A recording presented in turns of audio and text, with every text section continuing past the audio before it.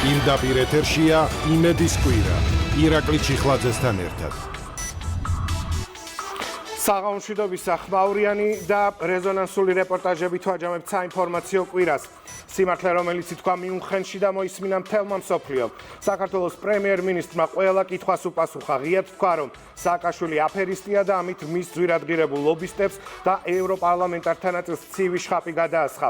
საერთაშორისო საზოგადოებას კი 2008 წელი შეახსენა წარმატებული ბიზნესები რუსეთთან და არავითარი სანქცია რუსეთს საქართველოს მხარდასაჭერად.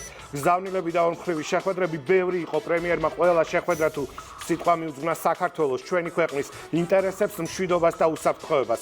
მიუნხენის ვიზით შევაჯამებ მას შემდეგ, რაც ირაკლი ღარიბაშვილის პრემიერობის 2 წელს მიმოვიხილავ. გადავხედოთ, რამდენად ეფექტიანია ირაკლი ღარიბაშვილის მმართველობის პოლიტიკა. ყველაზე მეტად ალბათ, რაც საზოგადოებას აინტერესებს, არის ის თუ როგორ დაძლია პრემიერ-მინისტრმა ეკონომიკური და პოლიტიკური გამოწვევები, რომელიც მთავრობის მეთაურის პოსტზე დამტკიცებისას დახვდა. ღარიბაშვილის პრემიერობის პირობებში რეკორდული ეკონომიკური ზრდა დაფიქსირდა. ეს კი პირდაპირ ნიშნავს მოქალაქეების საკეთილდღეოდ უფრო ეფექტურ სოციალურ პროგრამებს, ინფრასტრუქტურულ თუ რეგიონული განვითარების მასშტაბურ პროექტებს. ღარიბაშვილისთვის მთავარ ამოცანად რჩება სამშვიდობო პოლიტიკა, უკრაინის ომი და რეგიონული გამოწვევები ბუნებრივია საქართველოსაც ახდენს გავლენას, მით უმეტეს, როდესაც მშვიდობის ნაცვლად მეორე ფრონტის გახსნისკენ მოგიწოდებენ და უამრავ პროვოკაციულ შემოტევას უნდა გაუძლო. 2 წელი პრემიერ-მინისტრობიდან და 2 წელი ხალხის სამსახურში. ნინო ჯაფარიძის სპეციალური რეპორტაჟი ვნახოთ. 2021 წლის თებერვალი საქართველოს სერიოზული პოლიტიკური და ეკონომიკური გამოწვევების წინაშეა. პანდემია ჯერ ისევ მძლავრობს. ეკონომიკა თითქმის გაჩერდა.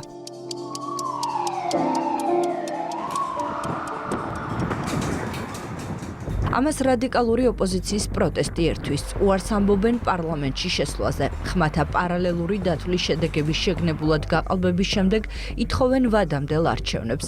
ნიკა მელიაკი, რომელსაც სასამართლომ 17 თებერვალს პატიმრობა შეუფარდა, ნაციონალური მოძრაობის ოფისში იკეტება.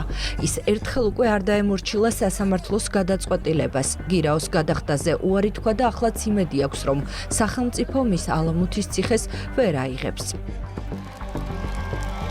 მოვლენებით თითქოს რადიკალების სცენარით ვითარდება. პრემიერი გახარია მეორე დღეს 18 თებერვალს ამბობს, რომ სასამართლო გადაწყვეტილების მიუხედავად მელიას დაკავებას მიზანშეუწონლად მიიჩნევს და თანამდებობიდან მიდის. რადიკალებს იმედი აქვთ, რომ ეს ქვეყანაში სახელისუფლებო კრიზისს შექმნის, თუმცა ქართული ოცნების გუნდი მყისიერად პასუხობს გამოწვევას. პოლიცსაბჭომ ერთხმად მიიღო გადაწყვეტილება პრემიერ-მინისტრობის კანდიდატად ირაკლი ღარიბაშვილის დასახელების თაობას. მთავრობის მეთაურად წარადგენს ირაკლი ღარიბაშვილს, რომელმაც პრემიერ-მინისტრობის წინავადაში საზოგადოებას თავი ისტორიულ შეთანხმებაზე ხელმოწერით და პრინციპული გადაწყვეტილებებით დაამახსოვრა.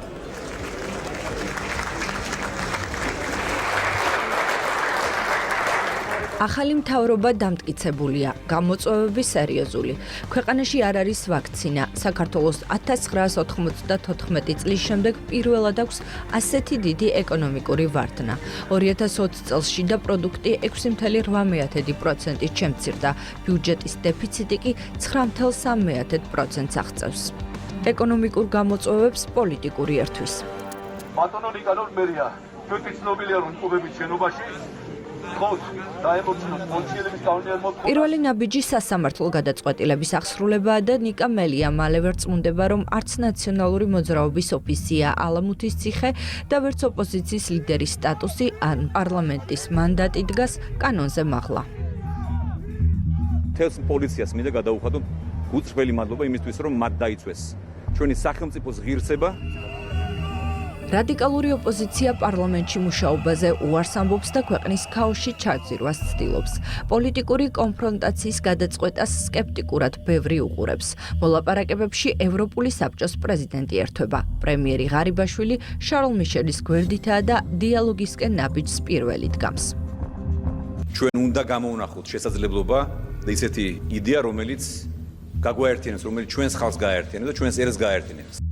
ხელოვნური პოლიტიკური კრიზისისა და მკაცრი ლოკდაუნით გამოწვეული ეკონომიკური კრიზისის დასაძლევად სწრაფი და სწორი ნაბიჯებია საჭირო.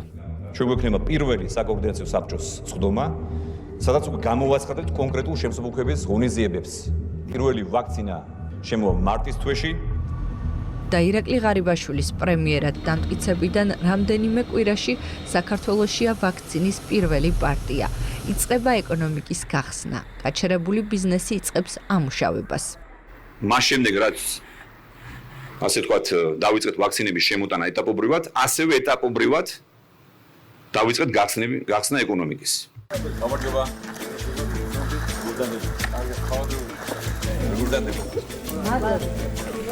Tis xalobit am dangreuzat.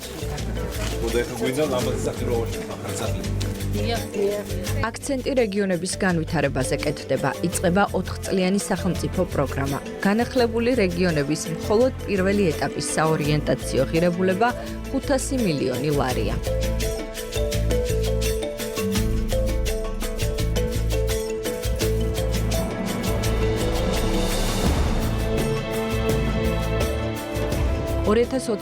წელს კი მთლიანობაში 10.6%-იანი ეკონომიკური ზრდა ფიქსირდება. 6.1%-ამდე მცირდება დეფიციტი და შემოსავლები ზრდება 2.7 მილიარდი ლარით. ჩვენი სტრატეგია არის ახლა რომ ეტაპობრივად წელსვე დავიწყოთ საგარეო ვალის შემცირება. პრემიერის პოსტზე დამტკიცების შემდეგ ირაკლი ღარიბაშვილი კიდევ ერთხელ უსვამს ხაზს საქართველოს ევროპულ არჩევანს და პირველი ვიზიტით ევროპის პოლიტიკურ დედაქალაქში ჩადის. მონაწილეობს საქართველოს ევროკავშირის ასოცირების საბჭოს სხდომაში. ხვდება შარლ მიშელს, ოლივერ ვარჰეის, ჟოზეფ ბორელს, იენ სტოლტენბერგს და საქართველოს საკითხებზე მომუშავე ევროპარლამენტარებს. პარალელურად ქვეყნის შიგნით რეფორმებს განაგრძობს და მედიატორებთან ერთად პოლიტიკური კრიზისის განმუხტაზე მუშაობს. ფორმდება შარლ მიშელის შეთანხმება, რომელსაც ყველა პარტია აწერს ხელს გარდა ნაციონალური მოძრაობისა. ჩნდება ფორმალური დათქმა, რომ თუ 2021 წლის შემოდგომაზე დაგეგმილ ადგილობრივი თვითმმართველობის არჩევნებში ქართული ოცნება ვერ გადაალახავს 43%-იან ბარიერს და ინიშნოს რიგარეში საპარლამენტო არჩევნები. შემდეგ მომდენო 3 წელი ქვეყანაში აღარ გაიმართება არჩევნები.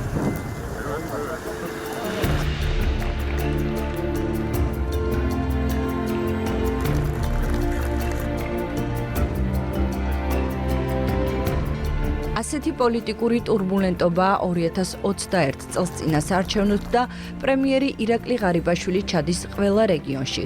ყველა ქალაქში ხვდება ამომრჩეველს. აცნობს ქართული ოცნების ხელისუფლების გეგმებს, უკვე განხორციელებულ და დაგეგმილ პროექტებს. მოვახდინეთ იდენტიფიცირება იმ დარგების, რომელიც უნდა დაფინანსდეს სახელმწიფოს ხელშეწყობით უნდა მოხდეს ამ დარგების ახალისება და მინიმუმ 100,000 ახალი სამუშაო ადგილის შექმნას ვარაუდობთ მომდენო 3-4 წლის განმავლობაში. ეკონომიკა ძალიან სწრაფად იზრდება, ჩვენ ორნიშნა ეკონომიკური ზრდა გვაქვს ახლა, რაც მართლაც უპრეცედენტო არის მთელს რეგიონში და მათ შორის ევროპის მასშტაბითაც. რადიკალების მორიგი მცდელობა შექმნან ქვეყანაში დესტაბილიზაცია ვარდება. ქაოსის და საპროტესტო მიტინგების ორგანიზებისთვის უკრაინიდან საქართველოში განუბაჟებელ ტვირთად შემოპარულ სააკაშვილს აკავებენ.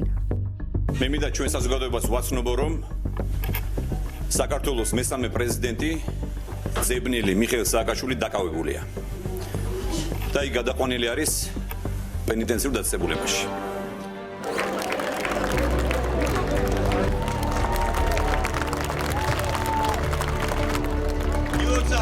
დიდი მადლობა. 2021 წლის 2 ოქტომბრის ადგილობრივი თვითმმართველობის არჩევნები ქართული ოცნების დამაჯერებელი გამარჯვებით სრულდება და ამით სრულდება საუბარი ვირტუალურ 43%-იან ბარიერსა და რიგარეში არჩევნებზე. დიდი პატივია ჩვენთვის ეს მერვედ გამარჯვება. ამ დროს უკვე ვიცით, რომ ქართული ოცნების ხელისუფლება ევროკავშირის წევრობაზე განაცხადის გაკეთებას 2024 წლისთვის აპირებს. ჩვენ აუცილებლად გავაკეთებთ იმას, რომ საქართველოს ღირსეულად წარსდგება და შეიტანს განაცხადს 2024 წელს ოფიციალურად წევრობაზე და რა თქმა უნდა გავაგრძელებთ სტრატეგიულ მოთმინებას და სტრატეგიულ მზადყოფნას იმისთვის, რომ ერთ დღეს ქვეყანა გახდეს ევროკავშირის დიდი ოჯახის წევრი და ნატოს წევრი. თუმცა ომი, რომელიც უკრაინაში დაიწყო ვითარებას ცვლის და საქართველოს პრემიერ-მინისტრი 2022 წლის 3 მარტს ევროკავშირის წევრობის კანდიდატის სტატუსის მისაღებად ხელს აწერს ქვეყნის განაცხადს. შედეგად ვიღებთ ევროპულ პერსპექტივას, რამაც საბოლოოდ წევრობამდე უნდა მიგვიყვანოს. დღეს საქართველოს ისე როგორც არასდროს ახლოს არის ევროკავშირთან. 2014 წელს, როდესაც საქართველოს პრემიერ-მინისტრის რანგში ხელი მოვაწერა საქართველოსა და ევროკავშირის შორის ასოცირების შეთანხმებას. ავიღეთ უდიდესი პასუხისმგებლობა ჩვენი ქვეყნისა და ხალხის წინაშე. საქართველოს მიცის, რომ ევროპას ეკუთვნის, ახლა ევროპამ უნდა გააკეთოს დასკვნება.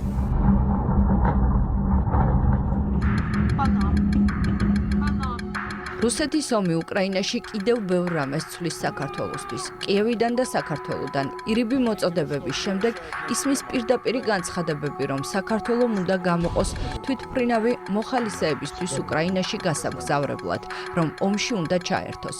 ქართული ოცნების ხელისუფლების და მთავრობის მეთაურის პასუხი ყველა ამ მოწოდებაზე მკაფიოა. პირველივე დღეს, შემდეგაც დღესაც და ხვალაც. მე ყოველთვის ყველგან ვიმოქმედებ ჩვენი ქვეყნის, ჩვენი ხალხის, თქვენი ინტერესების შესაბამისად. და ამ გადაწყვეტილებას ვერავინ ვერ შემაცვლებელებს.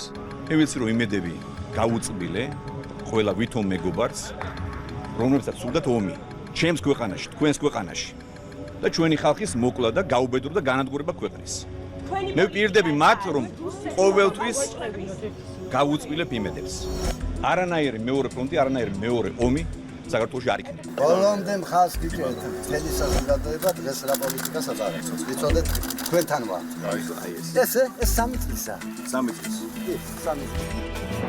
მთავრობის ამ პოზიციას საზოგადოების სრული მხარდაჭერა აქვს. ასე ინარჩუნებს საქართველოს მშვიდობას და სტაბილურობას. ეს ყველაფერთან ერთად, რა თქმა უნდა, ეკონომიკასაც დაეტყო. ზედიზედ 2 წელია ქვეყანას ორნიშნა ეკონომიკური ზრდა აქვს. წინასწარი პროგნოზით 2023 წლის ბოლოს მშპ 80 მილიარდი ლარი იქნება და ერთსულ მოსახლეზე $8,000 გაუტოლდება. და რადგან ეკონომიკაზე ვსაუბრობთ, უნდა ვახსენოთ უმუშევრობის დონე, რომელიც ოფიციალური მონაცემებით მნიშვნელოვნად შემცირდა. ასევე საქსტატის მონაცემებით გაიზარდა საშუალო ხელფასის ოდენობა, გაიზარდა საჯარო მოხელეების ხელფასებიც. მიმდინარე წლის იანვრიდან გაიზარდა პენსია სხვადასხვა კატეგორიებისთვის და სოციალური დახმარებები. 200-ზე მეტ ჩვენს თანამოქალაქეს მივცემთ უკეთეს შემოსავალს, ღირსეული შრომის პირობები და თვითრეალიზაციის საშუალებას და მეორეს უნდა ვაქციოთ კონკურენტულ მოტივირებულ მოქალაქეებად, რომლებიც სრულფასოვნად უნდა ჩაერთვნენ ჩვენი ქვეყნის აღმშენებლობის პროცესში. ეს პროგრამა უკვე ამოქმედდა და პრემიერის ინიციატივით შრომის უნარიანი სოციალურად დაუცველები, რომლებიც დასაქმებაზე უარს არ იტყვიან მომდევნო 4 წლის განმავლობაში შემწეობას შეინარჩუნებენ. პრემიერ-მინისტრმა მთლიანად მთავრობის სოციალურ პოლიტიკას გადახედა და გადაწყვიტა, რომ სიღარიბეს ფუნდამენტში უნდა ებრძოლოს. პარალელურად გრძელდება დევნილებისთვის ბინების გადაცემის პროცესი, დაიგეგმა და მიმდინარეობს სკოლების და ბაღების მშენებლობა რეაბილიტაცია. თურქეთიდან შემოვა მაღალი ხარისხის GMP სტანდარტების შესაბამისი წამლები, მედიკამენტები. თურქეთის ბაზრის გახსნა საქართველოს ბევრი მოქალაქისთვის შვება იყო. მედიკამენტების უფრო მეტად ხელმისაწვდომობისთვის ცოტა ხნის წინ პრემიერი კიდევ ერთი ინიციატივით გამოვიდა. დადგინდეს ფასის მაქსიმალური ზედაზღვარი და ეს მთელ რიგ მედიკამენტებს დაახლოებით 40%-ით გააიაფებს. და ამ სიახლის შედეგად მოსახლეობა წელიწადში 200 მილიონს დაზოგავს. ირაკლი ღარიბაშვილი აზარტული თამაშების თემასაც შეეხო და მისი ინიციატივის საფუძველზე შეიცვალა საკანონმდებლო ბაზა, რომლის მიხედვითაც ონლაინ კაზინოებს შეზღუდვები დაუწესდათ. პრემიერი ღარიბაშვილი ქვეყნის თავდაცვის მიმართულების გაძლიერებაშიც არის ჩართული. მისი პრემიერობის პერიოდში განხორციელდა სამხედრო სამსახურის რეფორმა, დაიწყო სამხედრო ავიაციის აღდგენა და საბრძოლო და სადაზვერვო დრონების წარმოება, ასევე ნატო სტანდარტის ავტომატური შაშხანის GI-4-ის წარმოება. იორდანიაში გადმოეცა საქართველოს წმინდა მიწაზე 4000 კვადრატული მეტრის მიწა. ირაკლი ღარიბაშვილი ისტორიული ფაქტის თანამონაწილე გახდა, როდესაც გამოაცხადა, რომ 300 წლის შემდეგ პირველად საქართველოს წმინდა მიწაზე ბრუნდება. ჩვენ მთავრობამ და ეკლესიამ ერმა და ბერმა რომ იტყვიან, ერთობლივად შევძელით ეს საქმე გასულიყო ბოლოში. ირაკლი ღარიბაშვილი აღმოჩნდა მთავრობის მეთაური, ვინც ცდილობს ხიდების აღდგენას აფხაზეთთან და სამაჩაბლოსთან და ერთ-ერთი ანგარიშის წარდგენისას, როდესაც სამშვიდობო პოლიტიკაზე საუბრობდა, ღია გზავნილით მიმართა აფხაზ და ოსწმებს. ჩვენ ქვეყნის გაერთიანების შემთხვევაში ჩვენ შეგვიძლია პირველ 3 წელიწადში დაგვდოთ 10 მილიარდ დოლარის ინვესტიცია განმახორციელოთ აფხაზეთში და ასევე სამაჩაბლოში. ძალიან მარტივად შეიძლება ამის ორგანიზება. ჩვენ ეს გააზრებული გვაქვს, ამის თავზე ჩვენ ქონდა ეკონომიკური საბჭოთა მსჯელობა. აფხაზეთი შეიძლება გახდეს მეორე მონაკო. ეს არ არის გადაჭარბებული შეფასება.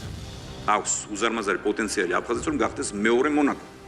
და სოხუმი მეორე მონტე-კარლო შეიძლება ასე ითქვას.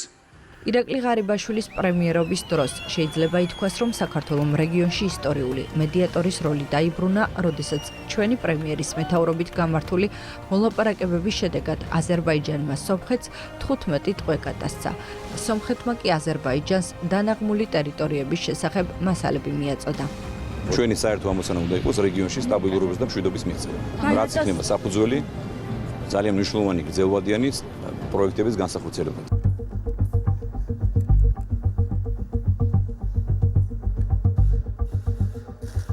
შავი ზღვის წყალქვეშა ელექტროგადამცემი ხაზის პროექტი. ის პროექტია, რომლითაც საქართველოს იქცევა დასავლეთისა და აღმოსავლეთის დამაკავშირებელ ხიდად.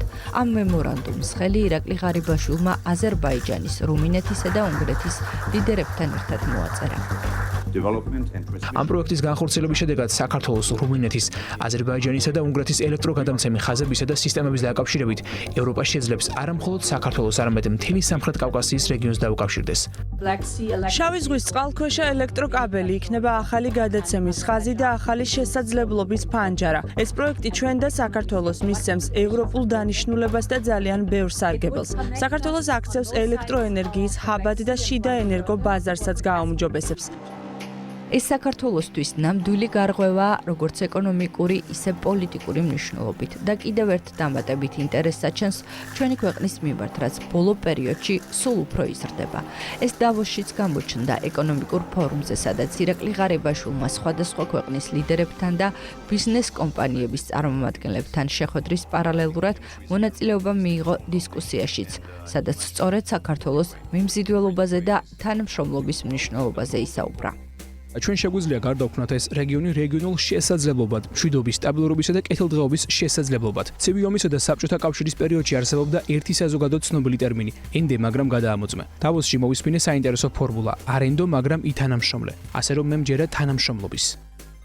და აქვე საუბრისას აღნიშნა ბოლო დროის სიახლეც ანაკლის სპორტთან დაკავშირებით.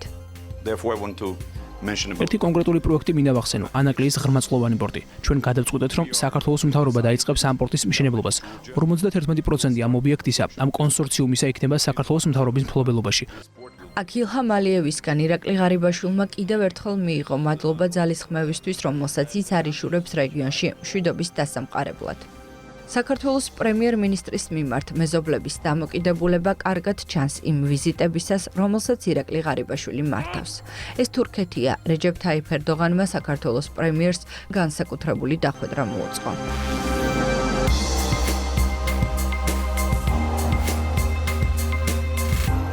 რეჯეფ ტაიფ ერდოღანი და ირაკლი ღარიბაშვილი ერთმანეთს ამერიკის შეერთებულ შტატებში შეხვდნენ. მაშინ, როცა იქ გაეროს 77 სესია მიმდინარეობდა. საქართველოს პრემიერმა ამ ვიზიტის ფარგლებში არაერთი შეხვედრა გამართა მსოფლიო ლიდერებთან. ამერიკის შეერთებული შტატების პრეზიდენტის სიტყვით გამოსვლასაც დაესწრო და თავადაც მიიღო მონაწილეობა გენერალურ დებატებში. ირაკლი ღარიბაშვილმა მეგობარი ქვეყნების ლიდერების სტუმრადაც მიიღო. ამ პერიოდში საქართველოს ვიზიტით ეწვევდნენ ევროკომისარი ოლივერ ვარჰეი, აზერბაიჯანის პრეზიდენტი ილჰამ ალიევი, სომხეთის პრემიერ-მინისტრი ნიკოლ ფაშინიანი, ავსტრიის კანცლერი, პოლონეთის პრემიერი, ამერიკის შეერთებული შტატების თავდაცვის მდივანი და სახელმწიფო მდივნის მრჩეველი. საქართველოს პრემიერ-მინისტრმა არაერთი მაღალი დონის შეხვედრა გამართა ევროპასა თუ აზიაში, პოლიტიკური თუ ეკონომიკური მნიშვნელობის და ყველა ტრიბუნას იყენებს ჩვენი ქვეყნის გამოწვევებზე, საჭიროებებზე და მნიშვნელობაზე საუბრისთვის.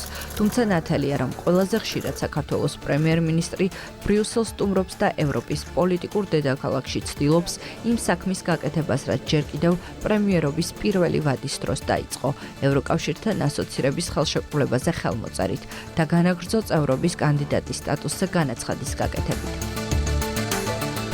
ამის საუკეთესო დასტური ევროკავშირში წევრობის კითხვარის მეორე ნაწილზე ბოლო შეფასებაა, რომ საქართველო ევროპაზე ორიენტირებული სახელმწიფოა, წარმატებით ახორციელებს დემოკრატიულ რეფორმებს და საქართველო, უკრაინა, მოლდოვა სამეულში ყველაზე მაღალი ქულა აქვს შიდა ბაზრის, კონკურენტუნარიანობის და ინკლუზიური ზრდის შეფასებისას.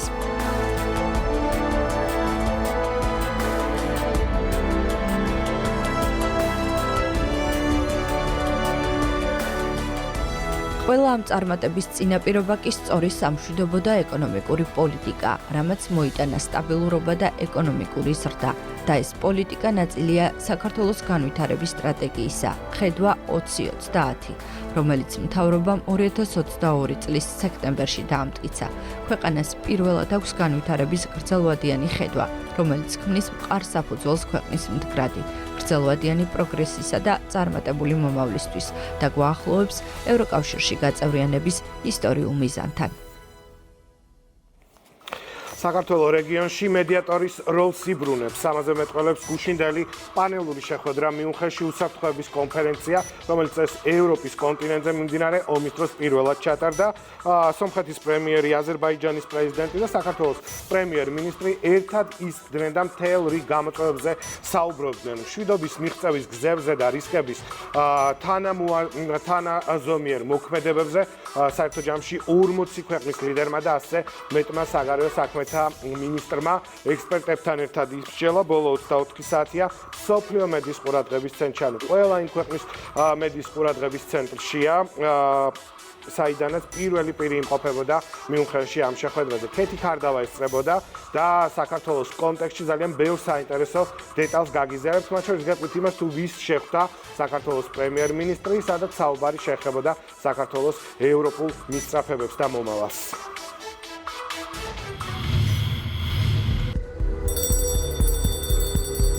ზარი დარბაზში საქართველოსთვის ოქტომბერში დაირეკება. 8 თვეში ევროკომისიის პრეზიდენტმა გაფართოების პოლიტიკის ანგარიში უნდა წარადგინოს და ევროპულ საბჭოს მისცეს რეკომენდაცია. ურსულა ფონ დერ ლაიენის საქართველოსთვის ამ გადამწყვეტი პროცესის მთავარი გმირია. კომისიის პრეზიდენტი პირველი იქნება ევროპული ინსტიტუტების ხელმძღვანელებიდან, ვინც გვეტყვის, კომისია აუნთებს თუ არა მწვანე შუქს საქართველოს დროშის კანდიდატების სიაში მე-9 წევრად დამატებას. მიუნხენში საქართველოს მთავრობის მეთაურისა და ევროკომისიის პრეზიდენტის შეხვედრის მთავარი თემა სტატუსთან დაკავშირებული მოლოდინი იყო და 12 პუნქტის შესრულების დინამიკა. ევრობლოკის 27 წევრი საქართველოს ევროპული ოჯახის წევრად განიხილავს. ეს ევროპული პერსპექტივის მინიჭებით დადასტურდა. ოფიციალური თბილისის მიზანია 2023 ორგანიზაციასთან ურთიერთობებში გადამტეხი იყოს. სტატუსის მინიჭებამ შემდეგ ეტაპად წევრობისთვის საჭირო მოლაპარაკებების დაწყება განსაზღვროს. გაფართოების პოლიტიკა ძალიან, ასე ვთქვათ, ერთ-ერთი ყველაზე აქტუალური საკითხია ევროკავშირის შიგნით. არსებულმა გეოპოლიტიკურმა პროცესებმა ამის საჭიროება თვალნათლივ დაანახა ყველას და ჩვენ მოხარული ვართ, რომ სწორედ ამ გაფართოების პოლიტიკის პარაგრაფში დასავლეთ ბალკანის ქვეყნებთან ერთად, უკრაინასთან, მოლდოვასთან ერთად საქართველოს ერთი მხრივ უკვე ნაწილია გაფართოების პაკეტის, მაგრამ ეხლა ჩვენი მოლოდინი არის, რომ ოქტომბერში მიიღოს ქვეყანამ სტატუსი, კანდიდატის სტატუსი, რომელიც უკვე გადაგვიყვანს საბოლოო ფაზაში ჩვენი ევროინტეგრაციის და საბოლოო წევრობის.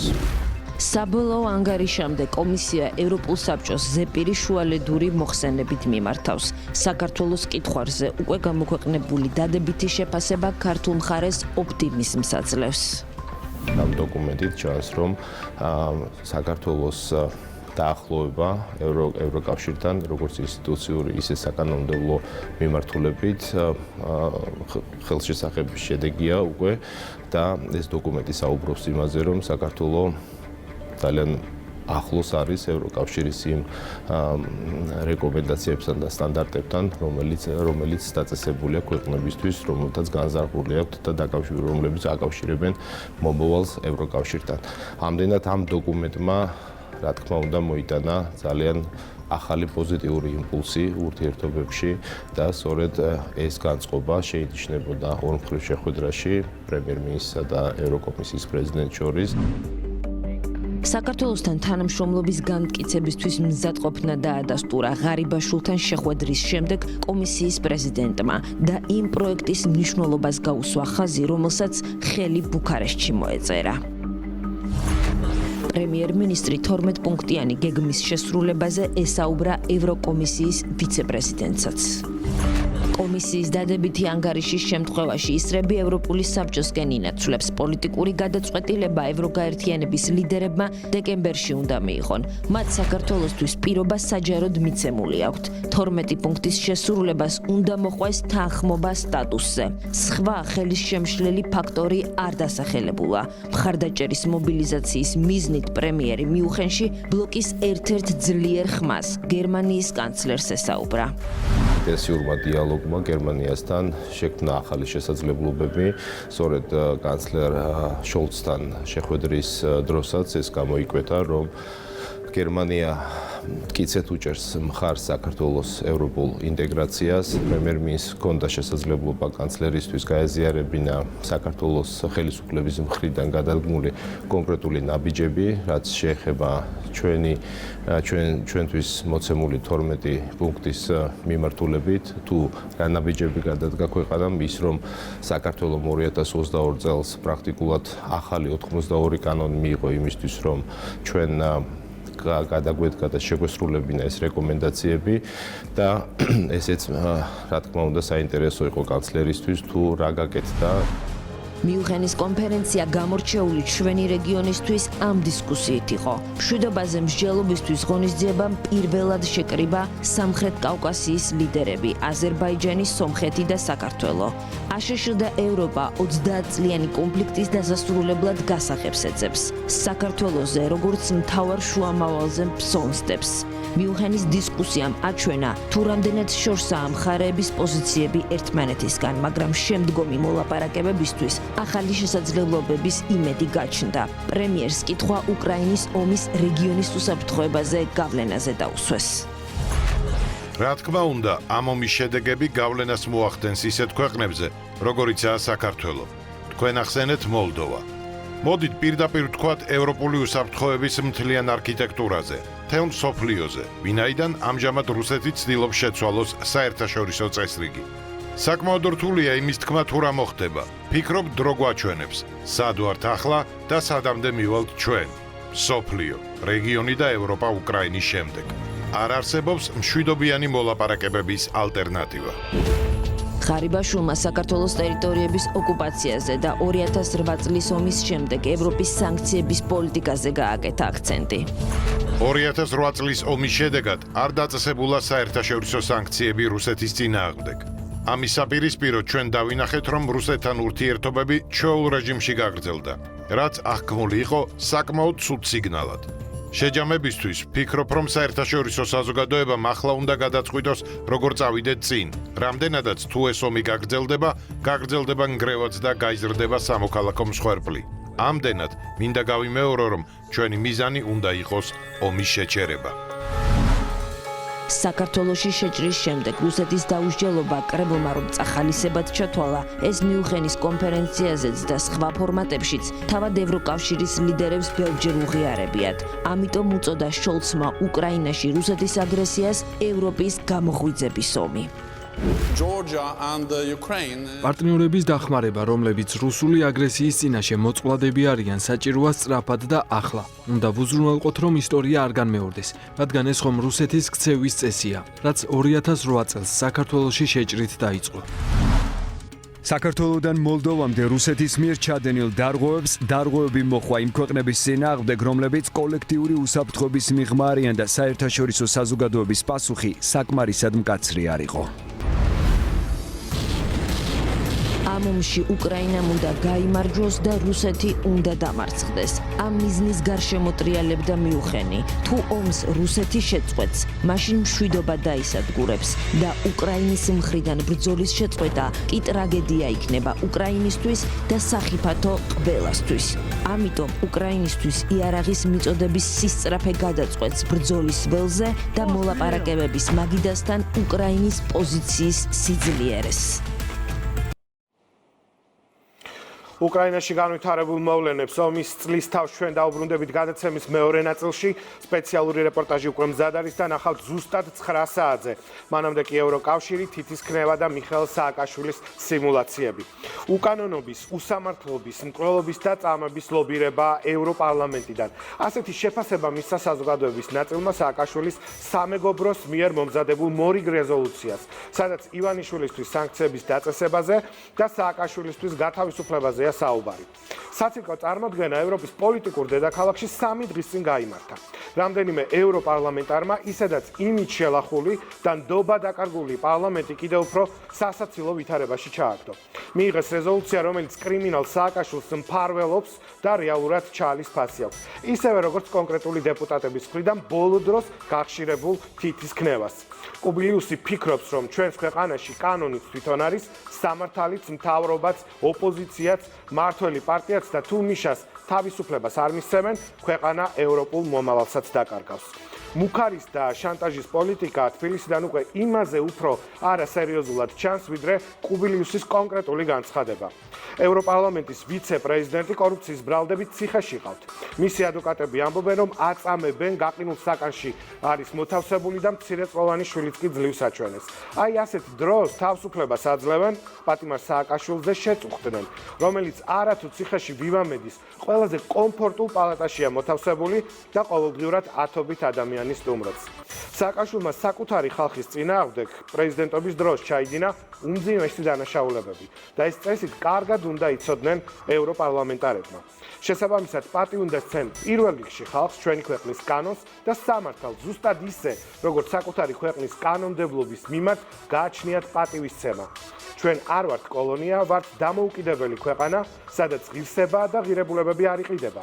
ფაქტია, თვალებ ახვეული, ევროპელი თემიდას ვერდიქტი უფრო სამართლიანია, ვიდრე ევროპარლამენტიდან კონკრეტული დეპუტატების თვალით დანახული და შეფასებული ქართული მართლმსაჯულება და სააკაშვილის პოლიტიკური უმანკოება.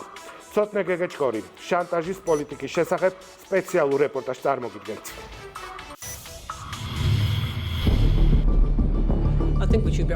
ფიქრობ, სიმართლე უნდა ვილაპარაკოთ. რა თქმა უნდა, სანქციებს აქვს შედეგი. მეორეს მხრივ ჩვენ არ ვიცით ზუსტად რა შედეგები აქვს მათ, რადგანაც ამის შეფასება ძალიან რთულია.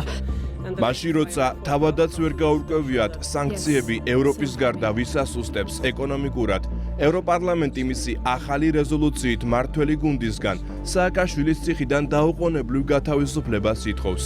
წინააღმდეგ შემთხვევაში სანქციებით იმუქრება. თუ საქართველო მძიმე დანაშაულში მსჯავრდებულ სააკაშვილს ევროპაში სამკურნალოდ გაუშვებს, ქვეყანა კანდიდატის სტატუსს მიიღებს. თუ არ გაუშვებს, ვერ. ეს 12 პუნქტიანი გეგმის ის მე-13 პუნქტია, რომელიც ევროპარლამენტარების ნაწილის დღის წესრიგში მაშინ გაჩნდა, როცა საქართველომ ევრორეკომენდაციების ყველა პუნქტი ზედმიწევნით შეასრულა. თუმცა რადგან ახლა ქვეყანა ისევ სამშვიდობო პოლიტიკას ინარჩუნებს და მეორე ფრონტს არ ხსნის, ზეწოლის გასაძლიერებლად ახალი ბერკეტის ამოქმედების დრო დადგა. ხო და საქართველოს როგორც კი განაცხადა, რომ ჩვენ ამას არ გავაკეთებთ, ხო? იმ წუთში ნახე რა ხდება ჩვენს გარშემო, შტორმია, ხო, უკმაყოფილების. თორე შეხედეთ 12 პუნქტიანი დავალება შესრულდა, მაგრამ თურმე ლაკმუსის ქაღალდი ყოფილა მიხეილ სააკაშვილი. ევროპაში შესვლა არ შესვლის ლაკმუსის ქაღალდი მიხეილ სააკაშვილი არ უნდა იყოს და ვერ იქნება. არადა ეს რეზოლუცია სხვათა შორის არის ლაკმუსის ქაღალდი თავად ევროპისთვის და ეს ლაკმუსის ქაღალდი როგორ იფერება საზოგადოებაც უნდა ადევნოს თვალყური. ქართულმა საზოგადოებამ პატიმრებისადმი ისეთი მოპყრობა, როგორიც ყოფილი პრეზიდენტი სააკაშვილია, არის ლაკმუსის ტესტი. რამდენად ერთგულია საქართველოს მთავრობა ევროპული ღირებულებების და მის მიერ დეკლარირებული ევროპული მისწრაფებებისადმი, მათ შორის ევროკავშირის კანდიდატის სტატუსისადმი. ეს არის ძალიან დიდი მასშტაბის კოორდინაცია და იმ ძალებს, რომლებიც აწარმოებენ ამ კოორდინაციას, აქვთ რესურსი, რომ ასეთი რეზოლუციები, აბსურდული რეზოლუციები, ასე ვთქვათ, დაალაგონ ევროპარლამენტში. რაც რა თქმა უნდა, შემაშფოთებელია, ეს ძალიან ცუდად მეტყველებს ევროპარლამენტზე, რომელიც არის ერთ-ერთი უმნიშვნელოვანესი სტრუქტურა ევროკავშირში და რა თქმა უნდა, ძალიან მძიმეა ამის, ასე ვთქვათ, აღქმა ჩვენი საზოგადოებისთვის, როდესაც ევროპარლამენტი მოქმედებს ასეთი დაბალი სტანდარტით. რიგით მესამე რეზოლუცია საქართველოს წინააღმდეგ რიგით მესამე უშედეგო შეტევად ფასდება და ცარიელ ჭიქაში ატეხილ კიდევ ერთ ქარიშხალს გავს. რაც საზოგადოებაში უნდობლობას და კიდევ მეტ კითხვებს აჩენს. სააკაშვილი საქართველოში ჩამოსვლის დღიდან დღემდე გარეთ ძალის ხელში პოლიტიკურ იარაღად არის ქცეული და თუ კარგად დავაკვირდებით, რაც უფრო მეტად ხსნის სააკაშვილი კარტებს, რაც საქართველოში მის ჩამოყვანაში უცხო ქვეყნის აგენტების როლზე საუბრობს, მით უფრო ძლიერდება დასავლეთის ინტერესი მისი ქვეყნიდან სასწრაფოდ გაყვანის. რისი თქმა შეუძლია სააკაშვილს, რისი გამჟღავნებისაც ასე ეშინიათ. ევროპარლამენტი კიდევ ერთხელ მოუწოდებს საქართველოს ხელისუფლებას პოლიტიკური პოლარიზაციის შესამცირებლად ჰუმანიტარულ საფუძველზე გაათავისუფლოს ყოფილი პრეზიდენტი მიხეილ სააკაშვილი და მისცეს მას საზღვარგარეთ სათანადო სამედიცინო მკურნალობის უფლება.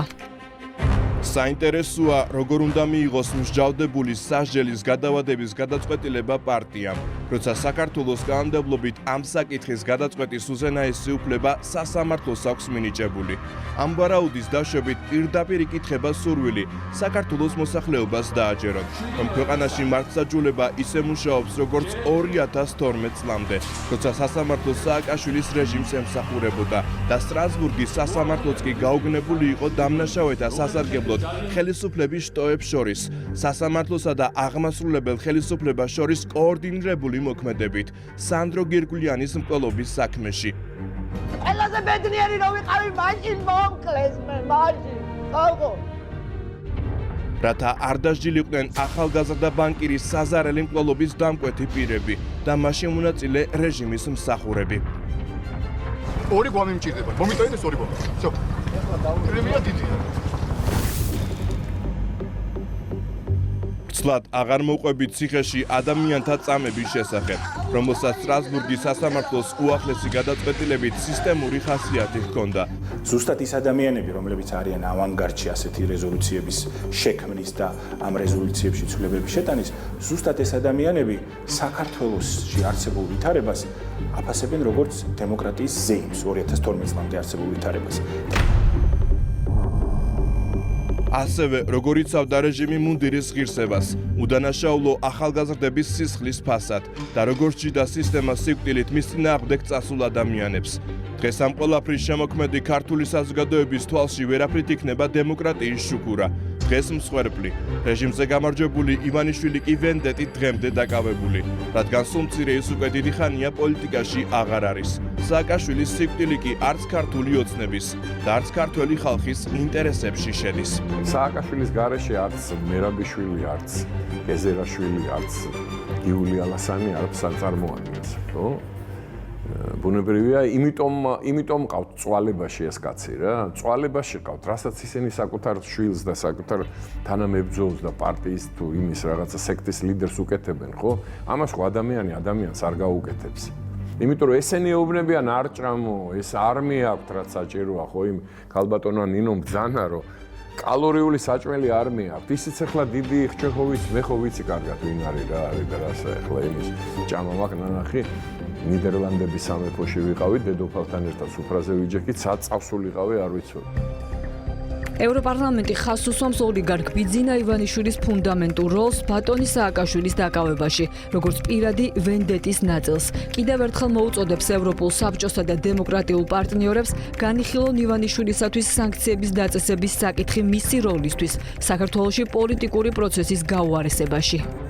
იმდენად კომიკური ჩანაწერია, რომ სერიოზულად მისი კომენტირება შეუძლებელია. ხო, კაცი თავის ფეხით ჩამოვიდა საქართველოში, არაჟნის კონტეინერში ჩაჯდა, ასეთი რამ აკადრა საკუთარ თავს, ჩამოვიდა, რა თქმა უნდა, საქართველოში არეულობის მოსაწყობად და ამას უწოდებენ ვენდეტას ბიზინა ემანაშვილის მხრიდან. ვინ თხოვდა, ვინ ეკითხებოდა მიხეილ სააკაშვილს, რომ ჩამოსულიყო საქართველოში, არავის ამის ინტერესი არ ქონია.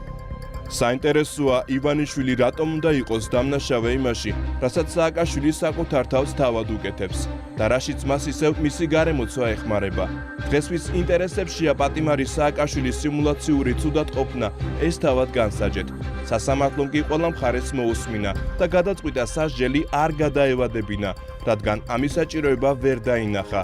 დღეს აშკარაა, რომ პატიმარი უმეტესწილად ცუდად ყოფნას სიმულირებს და ამას პენტენციური სამსახურის მიერ სააკაშვილის პალატა ლუქსიდან გავრცელებული კადრებიც მოწმობს. If you want to be part and if you want to become თუ გინდათ იყოთ კანდიდატი ან ევროკავშირის წევრი, თქვენ უნდა იცავდეთ ევროპის ღირებულებებს.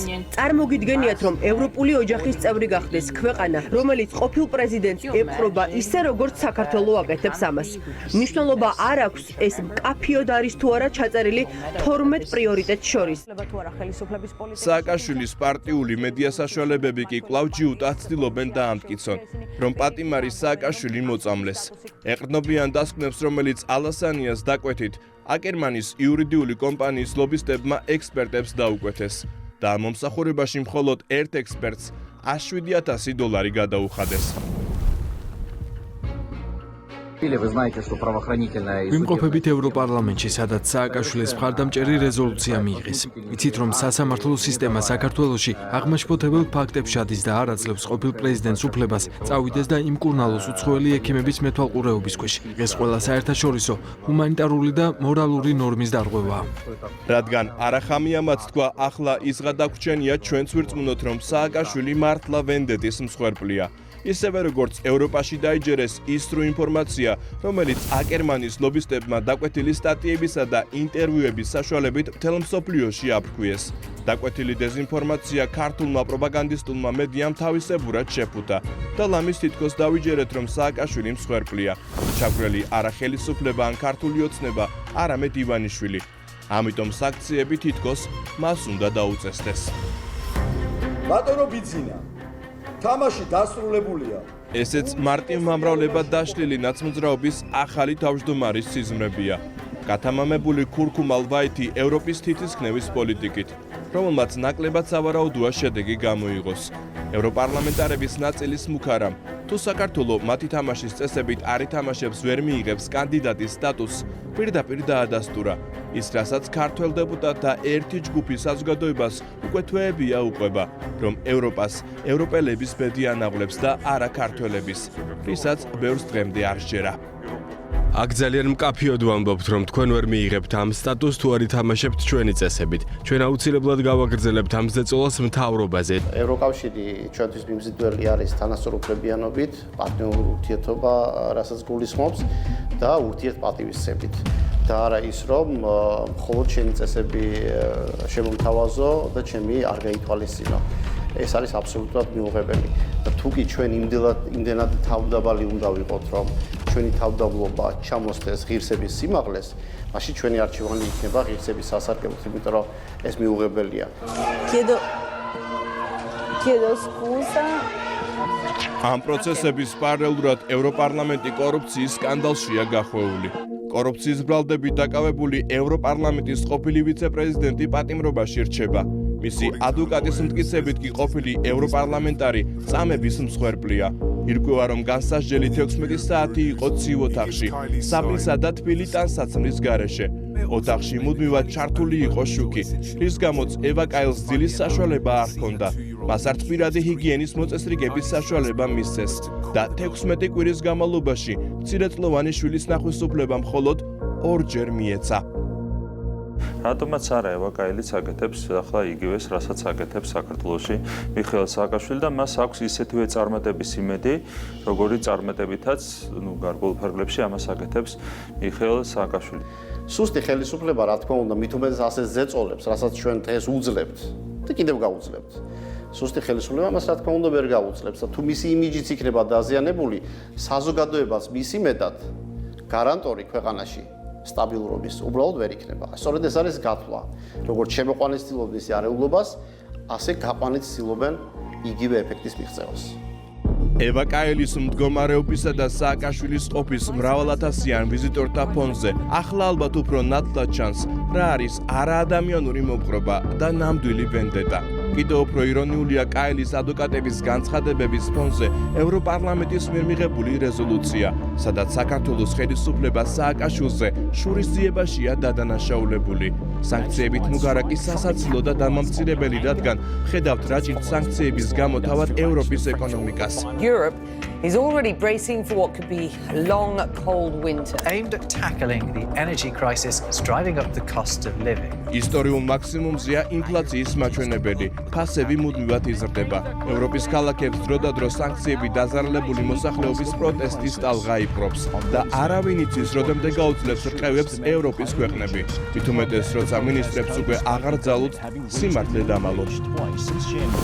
I think we should be honest. Of course, the sanction has effects. On the other hand, ფიქრობ სიმართლე უნდა ვილაპარაკოთ. რა თქმა უნდა, სანქციებს აქვს შედეგი. მეორეს მხრივ ჩვენ არ ვიცით ზუსტად რა შედეგები აქვს მათ, რადგანაც ამის შეფასება ძალიან რთულია. საერთაშორისო სავალუტო ფონდის ბოლო პროგნოზი აჩვენებს, რომ გასულ წელს ფიქსირდებოდა რუსეთის მთლიანი შიდა პროდუქტის უმნიშვნელო კლება და მიმდინარე წელს უმნიშვნელო მატება.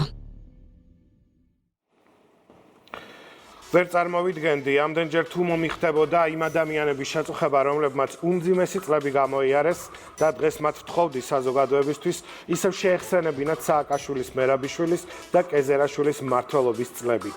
მერაბიშვილმა გაბედა და ერთ-ერთ ბლოგერთან ინტერვიუში პარტიის საომავლო გეგმებზე ისაუბრა, ანუ ეს ნიშნავს, რომ ის ღიად აპირებს უკვე გამოჩენას. აქამდე კულისებიდან არია ვითარება. კეზერაშვილი შეეცადა ბიუჯეტიდან მოპარული მილიონებით შიდა პოლიტიკური არეულობა მოეწყო. სააკაშვილმაც გაბედა მისმა გარემოცვამაც და რამდენიმე ევროპარლამენტარმაც, რომ სააკაშვილისთვის პოლიტიკური პატიმარი ეწოდებინა. ნაცმოძრაობა არის გუშინდელი დღე. მერაბიშვილი, კეზერაშვილი და სააკაშვილი ვერასოდეს მოახერხებენ პოლიტიკურ რეინკარნაციას. არავის ამ ქვეყანაში პოლიტიკური ამნეზია არ აქვს და ამაში ახლა თავად დარწმუნდებით. ნახეთ არუნკი გუმბერიძის სპეციალური რეპორტაჟი ნაცმოძრაობის ხელისუფლების მსხვერპლებზე.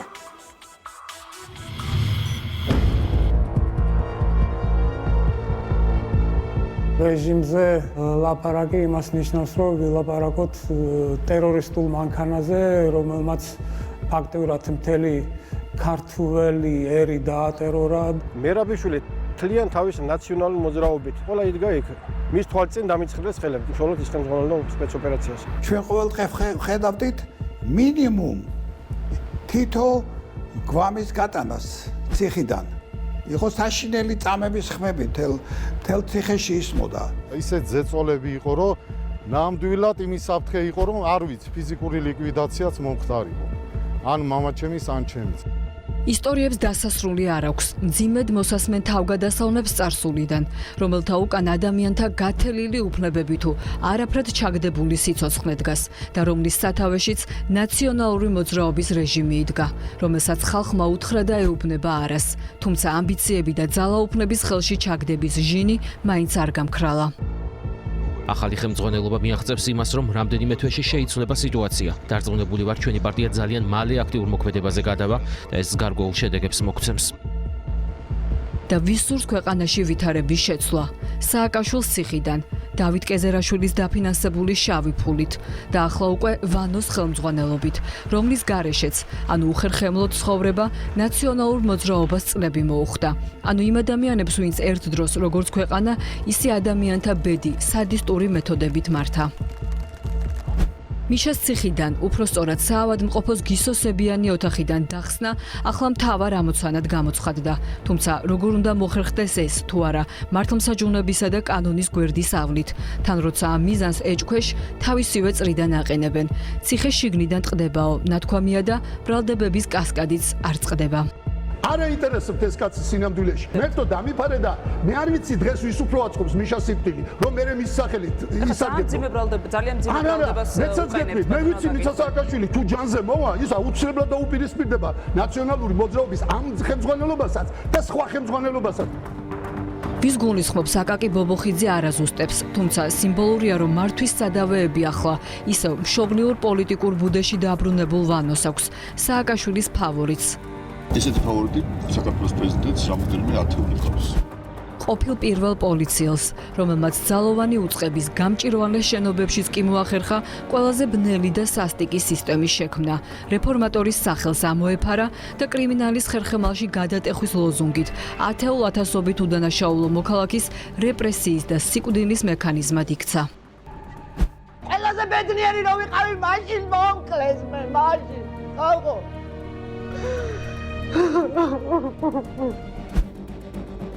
სააკაშვილის ფავორიტი მინისტრის შემოქმედებაში მალევე ჩნდება სანდრო გირგვლიანის სახელი და ტრაგიკულად დასრულებული სიცოცხლე. მე შემომთავაზეს ნებისმიერი თანხა. ოღონდ გავჩუმდე. წინააღმდეგ შემთხვევაში ძალით გამაჩუმებენ. მინდა საჯაროდ ვუპასუხომ ამ წინადადებების ავტორებს, რომ ისინი ძლიერ შეცდნენ. ასე იძულების წესით ცდილობდნენ სამართლის ძიებაში მყოფი დედის კიდევ უფრო გამწარებას, თუმცა შვილის დაკარგვით გამოწვეული ტკივილი ყველა შიშზე მაღლა იდგა. ვანო მერაბიშვილს ოდნავ სინდისი თუ აწუხებს, ალბათ თვითონაც არ უნდა დაეწყოს პოლიტიკური საქმიანობა. საერთოდ საზოგადოებაშიც არ უნდა გამოჩენილიყო ასეთი მძიმე წარსულის მქონე პიროვნება. იმიტომაც არ უნდა სააკაშვილს მერაბიშვილის გაშვება, რომ ის იყო მისი მარჯვენა ხელი და რასაც იგი ეტყოდა, იმას აკეთებდა მერაბიშვილი და დღესაც ფაქტიურად იგივე ხდება, მე რომ მკითხო. ისეთი ხალხია ყველაფერზე წამსვლელი აბსოლუტურად თავისი მიზნის მისაღწევად. მათი მთავარი ამოცანა რასაკვირველია ძალაუფლების ხელში ჩაგდება. და ეს არის საქმე, რომელმაც ნაციონალური მოძრაობის ხელისუფლება გააშიშლა. პირველი ძალოვანი კი წლების შემდეგ პატიმრად აქცია. გამოძიებით დადგინდა, რომ მან სამსახურეობრივი უფლებამოსილება ბოროტად გამოიყენა. არც დამკვეთები დასჯილან და ფორმალურად დაკავებული შემსრულებლებიც სასათბურე პირობებში ჰყავდათ. კანონის წინაშე ყველა არის თანაბარი და კანონის წინაშე ყველა თანაბრად აგებს პასუხს. ეს საქმე იყო პირადად ჩემი პრესტიჟის საქმე. რეპუტაცია ნამდვილად შეელახათ, მასაც და სააკაშვილსაც, როცა სტრასბურგის სასამართლომ გირგვლიანის საქმეზე დაკავებულების შეწყანებაც უკანონო ცნო და ეს იყო ერთი რიგითი საქმე ამ ხმამაღლა გაცხადებული პოლიტიკიდან. გამოიყენონ ძალა, გახსნან ცეცხლი და ადგილზევე მოკლან, გაანადგურონ. ჩვენ ამ ხალხისთვის ტყვიები არ გვენანებთ. ნულოვანი ტოლერანტულობა არანაირი პირობით საჯერ, ყველა ციხეში. თავარსარდნის დავანება პირნათლად სრულდებოდა. სწორედ მისი მარჯვენა ხელის ვანო მერაბიშვილის მეშვეობით სასჯელახსრულების დაწესებულებები პატიმრებით ივსებოდა. რეფორმატორის ნიღაბს ამოფარებუნებმა საკუთარი მოქალაქეები ტანჯვისა და წამებისთვის გაიმეტეს, არაადამიანური სადამსჯელო მეთოდებით.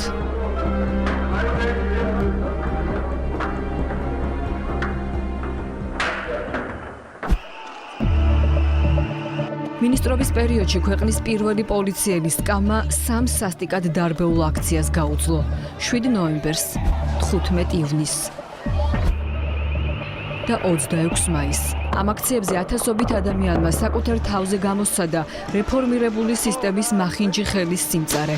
სწორედ 26 მაისის ეპიზოდზე მართლმსაჯულნებამ თქვა, რომ მერაბიშვილმა სამსახურეობრივი უფლებამოსილება ბოროტად გამოიყენა სააკაშვილის მარჯვენა ხელმა, რომელიც შიგადაშიგ ითხოვდა.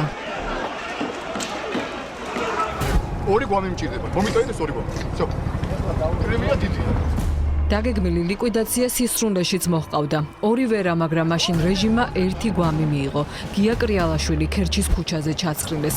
სააკაშვილის ხელისუფლება მას სამხედრო ამბოხის ორგანიზებაში ადანაშაულებდა. ჩატარებულ სპეცოპერაციას სასწაუნებრივად გადაურჩა კობა ოთანაძე. შეიძლება მისი ხელმეორედ შეტრიალება იმ დანაშაულებზე, თქვა სახელმწიფო ღალატი, კოდორის დატოვება ფაქტურად მის კისერზეა. ის ორი გვამი, სადაც ჩვენ მონაწილეობდა სადაც ის ხელმძღვანელობდა ამ ოპერაციას, სადაც ჩემი მეგობარი კრიალაშვილი მოკლეს და მის თვალწინ დაცხრილეს, დამიცხრილეს ნასრულების შემდეგ კიდე ხელები. იძულებით მიმართავდნენ თქვა ახალი გაკერილი ვიყავი ფაქტიურად სულ გადაჭრილი ვიყავი როგორც მოგხსენებათ გამიხსნეს ნაკერები მთლიანად ჩამოწეს სპორტულები ვითომ კარგ მდგომარეობაში ვარ და რო არ ვაღიარებდი მე შემოცივდნენ. ციხეში არსებულ სადამსჯელო მეთოდებზე ბევრი აქვთ სათქმელი ბიზნესმენებსაც, რომლებსაც დევნიდნენ, ატერორებდნენ, ბიზნესებს ართმევდნენ. ზაალ იაკობიძე ერთ-ერთი დაზარალებულია, რომელსაც თავდაცვის ყოფილმა მინისტრმა და შემდგომ უკვე ბიზნესმენად წოდებულმა დავით კეზერაშვილმა მას და მის პარტნიორებს წილები წაართვა და მერაბიშვილი სააკაშვილის დახმარებით ციხეშიც ჩასვა. საწვავის ბიზნესი კეზერაშვილისთვის განსაკუთრებით მიმზიდველი იყო. კეზერაშვილი მინდა გითხრათ არასდროს არ გამოდიოდა მხოლოდ თავის სახელით და ჩვენთან შემდგომი შეხვედრების დროს ყოველთვის აპელირებდა იმასე რომ ის არ არის ამ ყველაფრის შემომქმედი და ის უკან დგას ბიშა ვანო და ადე. ეს ადამიანები ჩემი ღმერთმენით ეს ხალხი საკუთარ ოჯახებში არ არის შესაშვები, იმიტომ რომ მათ ბოროტებისა და დიდი უბედურების მოტანის მეტი არაფერი არ შეუძლიათ. ეს არის მათი ხელწერა. პოლიტიკური ელიტა მაშინ ძარცვავდა ყველას. წინააღმდეგობის გაწევის შემთხვევაში კი ციხის გისოსებს მიღმა არათუ მხოლოდ ბიზნესმენს, მის ოჯახის წევრებსაც სვამდნენ, ისე როგორც ეს სერგო ბერიძის ოჯახში მოხდა. ვანო მერაბიშვილის წინ ვინ ჩანს ეკრანებზე, ისინი საში ნამდვილად არ არიან. საშიები არიან ზუსტად ის მაღალჩინოსნები ყოფილი კუდის, სუდის, რომლებიც არ ჩანან და ვანო მერაბიშვილის უკან არიან სიბნელეში. ეს არიან ის ზონდერები, მკვლელები, ყაჩაღები, ქონების ჩამონთველი. იმიტომ არ უნდა იყოს, რომ ჩვეულებრივი მკვლელია, ის ჩვეულებრივი კრიმინალია, ის ჩვეულებრივი დამნაშავეა. ამ რეჟიმის შემქმნელების ახლანდელ დამფინანსებელზე დავით კეზერაშვილზე ბევრი აქვთ სათქმელი ყოფილი და გაწირული სამხედროების ოჯახებს. როინ შავაძე ერთ-ერთი იყო, რომელიც კეზერაშვილის მეთაურობით წაგებული ომიდან სახლში 2 დღის დაბრუნებული ქუჩაში დააკავეს. საღამოს კი სასტიკად ნაწამები, ჩაცხრილული იპოვეს. კეზერაშვილი, მერაბიშვილი, ახალაიები, მათი ბრძანებით იყო ყველაფერი ეს. ეს უბრალოდ ქუჩაში გამლეს არ მოუყვავს. მათი დანაშაული რაიმე რო ჩაექმალათ და დაეფარათ იმ მიზნით გაახორციელეს ეს ყველაფერი. მოკლეს კაცი 2 საათის განმავლობაში თბილს ცხელ ადამიანს ამოუღეს ორგანოები. და მის მერნაც მოძრაობა ხმას იღებს, რომ სათავეში უნდა დაბრუნდეს. კეზერაშვილმა გასცა ბრძანება მე-4 ბრიგადა მოტრიალებული იყო და შესულიყო ცხინვალს. ეს არის ყველაზე დიდი დანაშაული. სავარაუდოდ იმისთვის, რომ სააკაშვილს ჩაეტარებია გამარჯვების სიტყვა ეთქვა ცხინვალის ცენტრში. მივიღეთ გაუმართლებელი მსხვერპლი. ომწაგებულ თავდაცვის ყოფილ მინისტრს ომის ვეტერანები უმძიმესი შეცდომის დაშვებაში ამხელდნენ. მათი განცხადებით გაუმართლებელი გადაწყვეტილება მიიღო, რომელიც სამხედრო დანაშაულად ფასდება და არის ღალატი ერისა და ქვეყნის წინაშე. თუმცა რა გასაკვირია, როცა დავით კეზერაშვილი ომამდე და ომის შემდეგაც კორუფციით იყო დაკავებული. სახელმწიფო ბიუჯეტიდან 5.060.000 ევროს გაფლანვა იზბრალდება ამის წინააღმდეგ, რომელზეც სასამართლო პროცესები ახლაც მიმდინარეობს. კეზერაშვილმა მიდის კვალის საერთაშორისო თაღლითური სქემის, რომლის მიხედვითაც გერმანიაში პენსიონერებს თანხას ძალავდნენ. სააკაშვილი, მერაბიშვილი, კეზერაშვილი დამნაშავე ყოფილი მაღალჩინოსნების სია მოკლე არ არის. სისტემის წარმომადგენლების, რომელმაც ქუჩაში ტერორის ფონზე ბუტა რობაქიძე, დავით გამცემლიძე, ზურაბ ვაზაგაშვილი და ათობით ახალგაზრდა მოკლა. დაარბია ოჯახები, განსხვავებული აზრის მქონე ათობით ადამიანი კი ჯაშუშობის ბრალდებით ციხეში გამოკეტა. სულხან მოლაშვილი და 10.000-ობით პატიმარი აწამა. რამდენჯერმე დაარბია მასობრივი მშვიდობიანი პროტესტი და უდანაშაულო ხალხი, ვისაც ახლა ისევ მხარდაჭერას თხოვს. მიხეილ სააკაშვილი ციხიდან ჯამრთელობით მანიპულირებს. ვანო მერაბიშვილი რამდენიმე კაციან აქციებს მართავს. ქვეყნიდან გაქცეული დავით კეზერაშვილი არეულობის დასაფინანსებლად დანაშაულებრივი გზით მოპოვებულ ფულს ხარჯავს. თუმცა რეჟიმის დაზარალებულებმა და მათი რიცხვი ასეულობით ათასია იციან, რომ პარტიის სათავეებთან დაბრუნებულ დანაშაულებრივი რეჟიმის შემოქმედ ნაცმოძრაობის პოლიტელიტას პოლიტიკურ ასპარეზზე გამარჯვება არ უწერია. ხალხმა ძალადობას და სისხლიან რეჟიმს უარი რამდენჯერმე არჩევნების გზით უთხრა.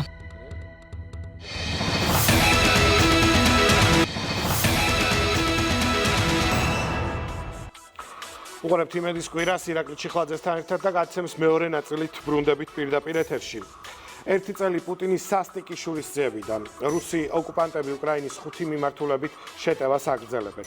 უკრაინა გარდაჩვენი გადარჩენისთვის იბრძვის. გასული წლის 24 თებერვლიდან დღემდე არ ყოფილა 1 საათიც კი უკრაინას შვიდად ამოესუნთქა. რუსეთის არმია ამ დრომდე განაგრძობს ქვეყნის ტერიტორიების დაბომბვას და იერიშებს დონეცკის ოლქში, ბახმუტსა და უგელდარზე. ომის წლის თავზე მთავარი სამიზნე, როგორც ჩანს, ბახმუტია. რუსეთის ჯარი ცდილობს ალყა შემოარტყას ქალაქს. ბოროკვირების განმავლობაში რუსეთის ჯარი წინ წაიწია ქალაქის ჩრდილოეთით და გადაჭრა ბახმუტისა და სლავიანსკის დამაკავშირებელი გზა. მაგრამ გუშინ უკრაინული წყაროები აცხადებდნენ, რომ ბახმუტის სამხრეთ დასავლეთით უკრაინის შეერაღებულმა ძალებმა რუსეთის ჯარებს უკან დაახევინეს დაბა ივანოვსკის რაიონში, სადაც ქალაქიდან გამომავალი მეორე გზა მდებარეობს. ჩვენ ახლა შევაჯამებთ რუსეთ-უკრაინის ომის 1 წელს და გავიხსენებთ ფაქტებს, რომლებმაც გავლენა საქართველოზეც იქონია. ელჩის გაწვევამ, პერიოდული მოწოდებები ომში ჩართვაზე, უკრაინელი მაღალჩინოსნების ნაწილის თავდასხმები, საერთო მტერი, არამეგობრული გზავნილები და საქართველოს სოლიდარობა უკრაინას. ნახეთ მარია მოშხნელის სპეცრეპორტაჟი ომზე, რომელიც ყველას გვეხება და ამ ომში ყველა უკრაინის გამარჯვებისთვის ვლოცულობთ.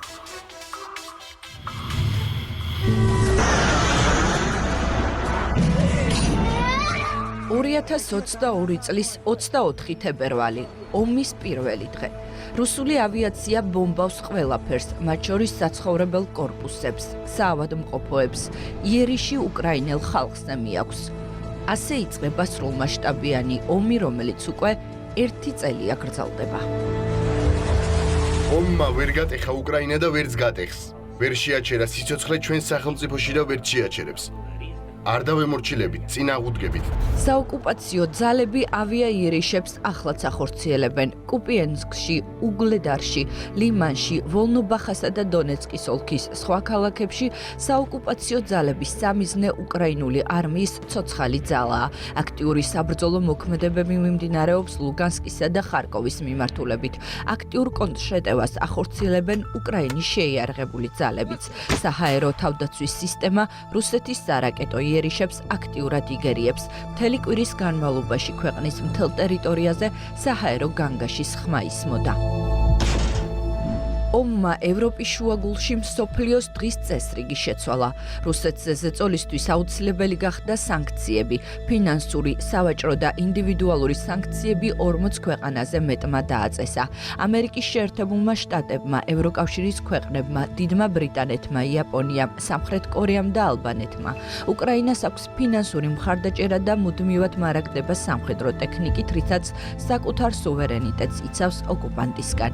უპრეცედენტო ზეწოლის მიუხედავად კი პუტინის რეჟიმს ჯერჯერობით არ ეწურება რესურსი უკრაინაში ომისთვის. გაერთიანებული ერების ორგანიზაციის მონაცემებით ომში 7200-ზე მეტი სამოქალაქო პირი დაიღუპა, მათ შორის ასობით ბავშვი. ომმა ლტოლვილად აქცია მილიონობით უკრაინელი. 100,000-ობით სამხედრო სიცოცხლე შეეწირა ომს ორივე მხრიდან. რუსეთის შეიარაღებული ძალების დაღუპული და დაჭრილი სამხედრო მოსამსახურეების რიცხვი 200,000 შეადგენს.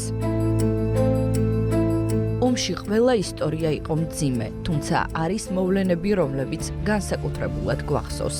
სასაკლაოდ ქცეული ბუჩა.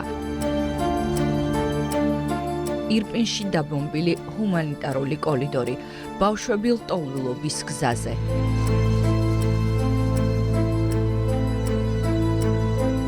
აზოვსტალის გმირები. ბუნკერში გაჩენილი ბავშვები და ასეთ ბუნკერებზე საჰაერო იერიშები. საქართველოს ომის პირველი დღეებიდან მეგობარი ქვეყნის გვერდით საერთო მტრის წინააღმდეგ იდგა. საქართველოს საერთაშორისო ასპარეზზე უკრაინის მხარდამჭერ 400-მდე დოკუმენტს შეუერთდა. თბილისმა კიევს ჰუმანიტარული ტვირთი არაერთხელ გაუგზავნა. შეიფარა რუსულ სამხედრო აგრესიას გამოქცეული უკრაინის მოქალაქეები. გაიხსნა სკოლებში უკრაინული სექტორი. 51 სკოლაში უკრაინიდან დევნილი 550 ბავშვი სწავლობს. უკრაინული სექტორი მოქმედებს ბათუმში. მადლობა ყველა ქართველს და საქართველოს მთავრობას, რომ შეძელით მიგვიღეთ, შეგვიფარეთ და დაგვიცავით. მიუხედავად იმისა, რომ ასეთი პატარა ქვეყანა ხართ და თქვენც გაქვთ საკუთარი პრობლემები. ომის მიმდინარეობის პირველივე თვეებში უკრაინაში საქართველოს საპარლამენტო დელეგაცია ჩავიდა შალვა პაპუაშვილის ხელმძღვანელობით. კიევში შეხვედრა უმაღლეს რადაში შედგა. შემდეგ ბუჩაში ნაწამები და დახვრეტილი ადამიანების ისტორიები ქართულ კოლეგებს უკრაინის რადას თავმჯდომარემ უამბო. მძიმე იყო წმინდა ანდრეის ტაძრის ეზოში სამარხების ნახვა.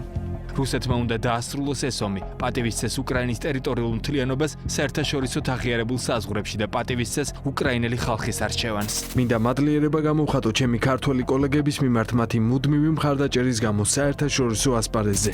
თუმცა გზავნილები მეგობარი ქვეყნიდან ყოველთვის მეგობრული არ იყო. საქართველოს ხელისუფლების წინააღმდეგ ყველაზე აქტიური რიტორიკით მიხეილ სააკაშვილის მეგობარი დავით არახამია გამოირჩეოდა რადიკალების იდენტური რიტორიკით. ჩვენ დაგეხმარებით, მზად ვარ პირადად ჩამოვიდე თქვენი პოლიტიკოსები ევროპის ლიდერებთან დავაკავშირო. ოღონდ ერთი პირობით, ჩემთვის სულ ერთია რა ერქმევა პარტიას, სულ ერთია პოლიტიკოსის გვარი, თავარია პრორუსი არ იყოს. თავს ესხმოდა პოლიტიკოსების ოჯახის წევრებსაც. ირაკლი კობახიძე საერთოდ არ ვიცოდი, ჩემზე რომ დაიწყო ლაპარაკი მერე დავგუგლე, კგბ-ს აგენტის შვილი. ავრცელებდა დეზინფორმაციას.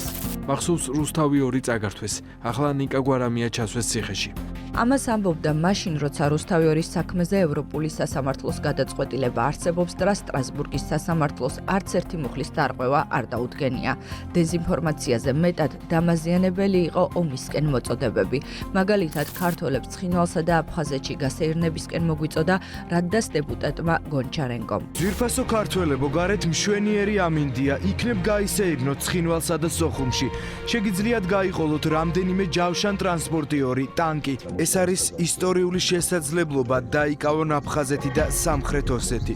იქ რუსული ჯარი არ დარჩა, ყველა გაიყვანეს. მე ვიცი რომ იმედები გაუწბილე ყველა ვითომ მეგობარს, რომლებსაც სურდათ ომი, ჩემს ქვეყანაში, თქვენს ქვეყანაში. და ჩვენი ხალხის მოკლა და გაუბედურება და განადგურება ქვეყნის. მე ვპირდები მათ, რომ ყოველთვის გაუწბილებ იმედებს. არანაირი მეორე ფრონტი, არანაირი მეორე ომი საქართველოში არ იქნება.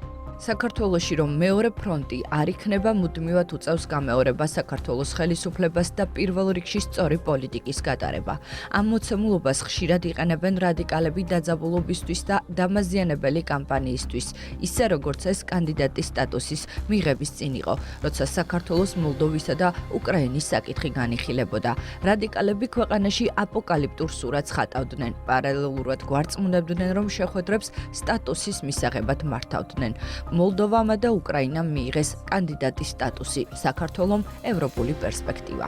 ევროსაბჭო ვაძლევთ რეკომენდაციას, რომ საქართველოს მისცეს ევროპული პერსპექტივა და შემდეგ დაუბრუნდეს ამ საკითხს და შეაფასოს თუ რამდენად აკმაყოფილებს საქართველოს მთელ რიგ პირობებს. მანამდე ორი ქვეყნის ურთიერთობაში იყო კიდევ ერთი ფაქტი. იგორ დოლგოს ვოლოდიმერ ზელენსკიმ დიპლომატია დაუწუნა. ჯერ კონსულტაციებისთვის გაიწვია, შემდეგ კი სამსახურიდან გაათავისუფლა. ამ დრომდე უკრაინამ 10-ზე მეტი ქვეყნიდან გაიწვია ელჩი. საკადრო ცვლილებები კი თავად უკრაინაშიც განხორციელდა. აღმოჩნდა, რომ სამთავრობო სტრუქტურების უმრავლესობაში კორუფცია. პირველ რიგში ეს ძალოვან სტრუქტურებს ეხება. ცოტა ხნის წინ თავდაცვის სამინისტროში დიდი კორუფციული სკანდალი გამოაშკარავდა. გაირკვა, რომ ომში მყოფი ჯარისკაცებისთვის საკვებ პროდუქტებს საბაზროსთან შედარებით 3-ჯერ უფრო ძვირად ყიდულობდნენ. ასეთ შესყიდვებზე კი მაღალჩინოსნები ხელს ითმობდნენ. თანამდებობა დატოვა თავდაცვის მინისტრის მოადგილემ და აქტიურად განიხილავენ მინისტრის რეზნიკოვის ცვლილებასაც. კორუფციულ მაქინაციებს სამართალდამცველებმა საბაჟო და საგადასახადო სამსახურებშიც მიაკლიეს. თანამდებობიდან გათავისუფლდნენ მინისტრის მოადგილეები, საოლქო ადმინისტრაციების ხელმძღვანელები. სამთავრობო წმენდის პარალელურად მოსკოვის ახალი მასშტაბური შეტევის დაწყებას გაზაფხულიდან ელოდებიან უკრაინაში. კონტრშეტევებისთვის უკრაინაც ემზადება. მან დასავლეთის ქვეყნებისგან სამხედრო ტექნიკის კიდევ ერთი ახალი ნაკადი მარტის ბოლოსთვის უნდა მიიღოს. ბრძოლა თავისუფლებისა და დამოუკიდებლობისთვის გრძელდება და ამ ბრძოლაში არიან ქართველებიც. რუსეთ-უკრაინის ომში ამ დრომდე 39 ქართველი მებრძოლი დაიღუპა.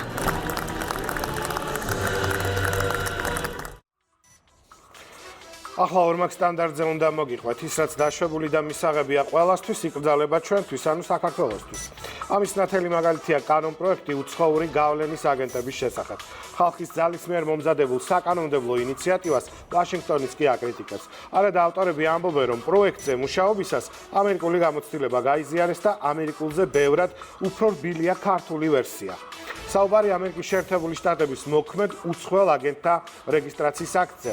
ნეტპრაისი ინიცირებული კანონპროექტის უკან რუსულ კვალს ხედავს. სახელმწიფო დეპარტამენტის პრესპიკერი კანონპროექტს საქართველოს ევროპული პერსპექტივისთვის დამაზიანებლად მიიჩნევს იმ დროს, როცა თავად ევროპარლამენტმა დააყენა დღის წესრიგში უცხოური აგენტურის რეესტრის შექმნის საკითხი. შორენა ხვიჩიამ საკმაოდ საინტერესო მონაცემების შეაგროვა და არგუმენტირებული მსჯელობით გვერდდება.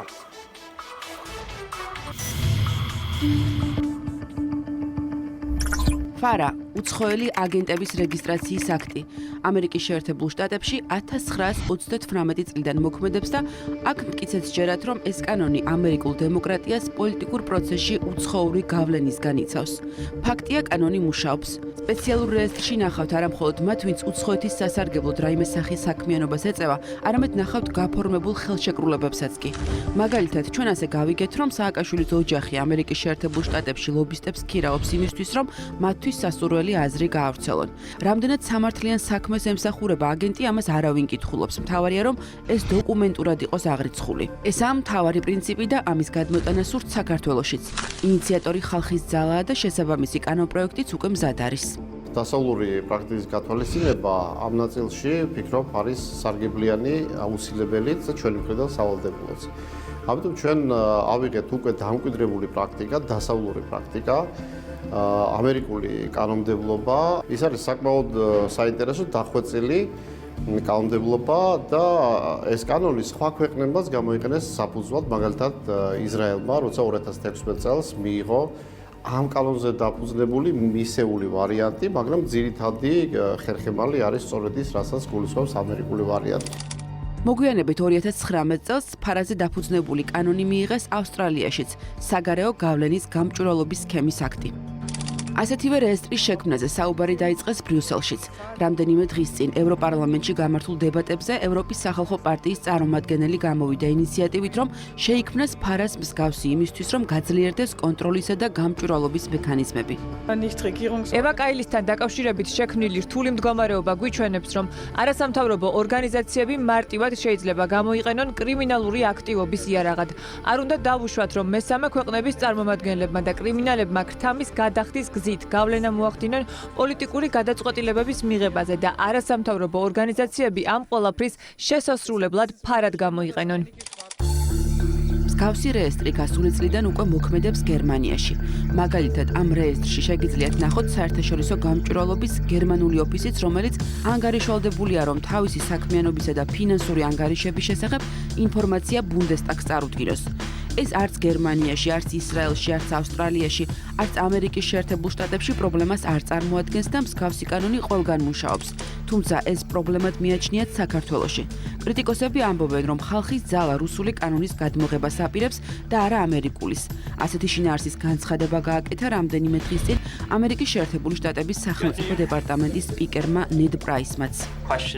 განცხადებები მის შესახებ, რომ ეს კანონპროექტი დაფუძნებულია შეერთებულ შტატებში არსებული უცხოელი აგენტების რეგისტრაციის აქტზე, აშკარად მცდარია. მედიც ეს კანონპროექტი ჩანს, რომ ეფუძნება მსგავს რუსულ და უნგრულ კანონმდებლობას და არა ფარას ან რომელიმე ამერიკულ კანონმდებლობას. აბსოლუტურად გაუგებარია ჩემს ასეთი განცხადება და მე დამჩა შთაბეჭდილება, რომ ეს იყო განაცხადი ჩვენი უუფლებობის შესახებ, რომ დასავლეთში მისაღებია, მაგრამ იგივე დასავლური საქართველოსთვის არის მიუღებელი. ასეთ შემთხვევაში ხალხის ძალას კიდევ ერთი შეთავაზება აქვს სკეპტიკოსებისთვის, რომ კანონპროექტმა ზუსტად ის შინაარსი მიიღოს, რაც ამერიკულ ვერსიაშია და არა ეს შერბილებული ვარიანტი, რაც პარლამენტში წარადგინეს. თუ კი ვინმეს ეჭვიებარება, რომ ეს არა თუ ამერიკული, არამედ სხვა ქვეყნის კანონმდებლობაზეა დაფუძნებული, მოდით მაშინ ასე გავაკეთოთ, განვიხილოთ ამერიკული ვარიანტი ერთ-ერთში გადმოთარგმნილი და თუ კი მისაღები იქნება ყველასათვის, მივიღოთ მაშინ ეს კანონმდებლობა. აქ ხომ გამოირიცხება, რომ ეს კანონი არის რომელიმე სხვა ქვეყნის და არა ამერიკული. ჩვენ მოვისმინეთ რადიკალური ოპოზიციის და არარადიკალურისაც მათ შორის განცხადებები, რომ ამერიკულიც რომ იყოსო, მაინც მიუღებელიაო. ეს იცით რას ნიშნავს? აი ეს ნიშნავს ზუსტად იმას, ხუდი რატო არ გახურავს პრინციპს, რომ თუ ესე იგი ამერიკაში ეს კარგია, ჩვენთან ცუდი თურმე იმიტომ იქნება, რომ ამერიკელებმა კარგად იციან დემოკრატია და ჩვენთან ცუდად იციან. ნუ საკუთარ ამომრჩევლებსაც შეურაცხყოფას აყენებენ ამით. ესე გამოდის, რომ მაშინ პარლამენტმა არ უნდა მიიღოს კანონები.